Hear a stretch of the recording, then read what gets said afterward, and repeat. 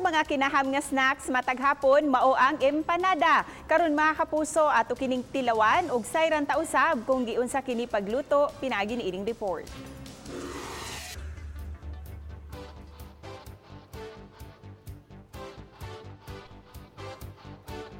Kinaham gayud natong mga Pinoy ang empanada. Ilabi na kay gawas nga kagumkom ang gawas ni ini, sustansyado ug lami usab kaayo ang filling. Sa lungsod sa Konsolasyon, among nailaila si Ate Joanie Joso nga ilado sa ilang barangay nga tighimo og empanada. Apan, espesyal kini nga empanada kay filling pa lang aduna nay 13 ka mga sagol.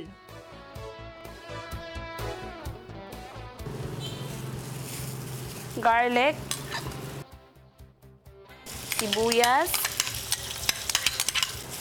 then tang nato ang chicken.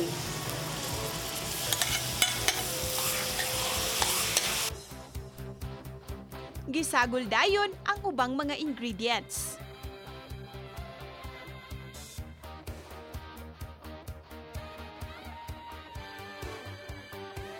Then mix lang nato siya.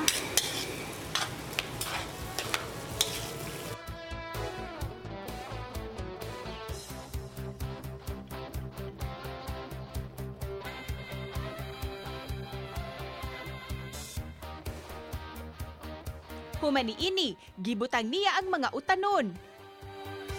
Matud niya, mas lami kini kun half-cook lang.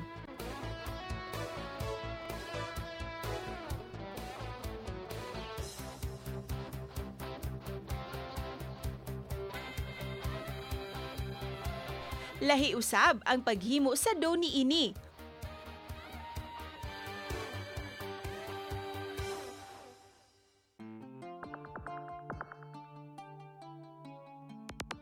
Ug kun matapos na, ibutang ang filling ug hulmahon.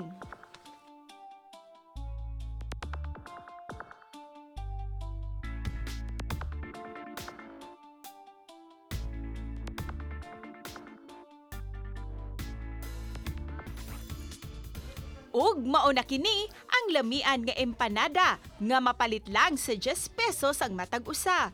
Matud usab ni Ate Joanie nga nadiskubihan niya ug inimbento lang niya ang ubang mga sagol ni ini.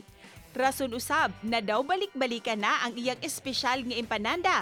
Ug sa usa ka adlaw, 600 ngadto sa 1,000 ka mga piraso ang iyang mahimo.